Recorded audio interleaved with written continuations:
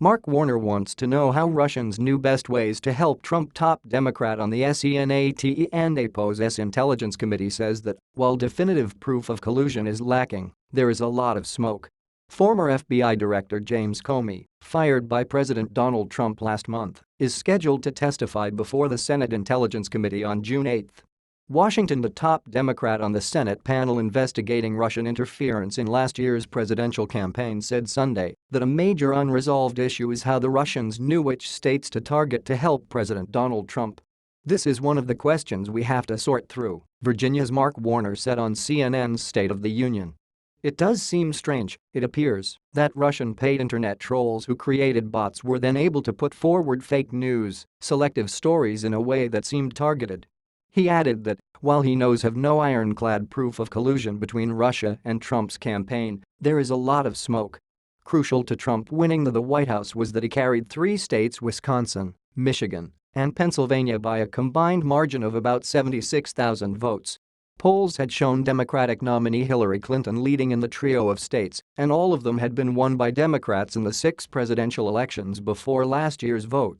Warner in March told reporters that more than 1,000 paid internet trolls working out of Russia sought to influence the 2016 election in Trump's favor by disseminating unflattering and, at times, untrue information about Clinton.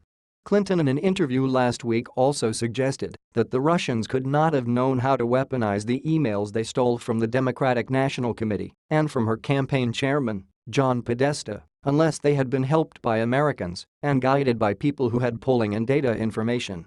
Warner and the Republican chairman of the Senate Intelligence Committee, North Carolina's Richard Burr, have been examining the question of Russian meddling for months.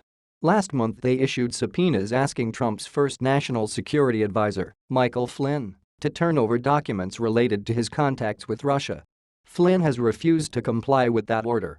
Flynn was fired less than a month into the job after reports surfaced that he had misled Vice President Mike Pence about his discussions with Russians, potentially making him a blackmail target.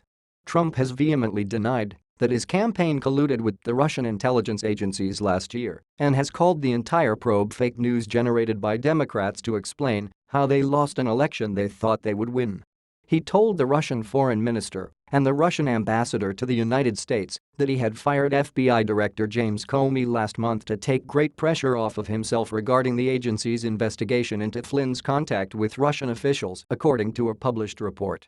Comey is scheduled to testify before the Senate Intelligence Committee on June 8 about Trump's request that he drop the probe, which the then FBI director refused. U.S. intelligence agencies have concluded that Russia worked to hurt Clinton and help Trump during the 2016 election, in part by stealing documents and emails from the Democratic Party and from Clinton's campaign chairman, and then releasing embarrassing ones on a near-daily basis in the final weeks of the campaign through WikiLeaks.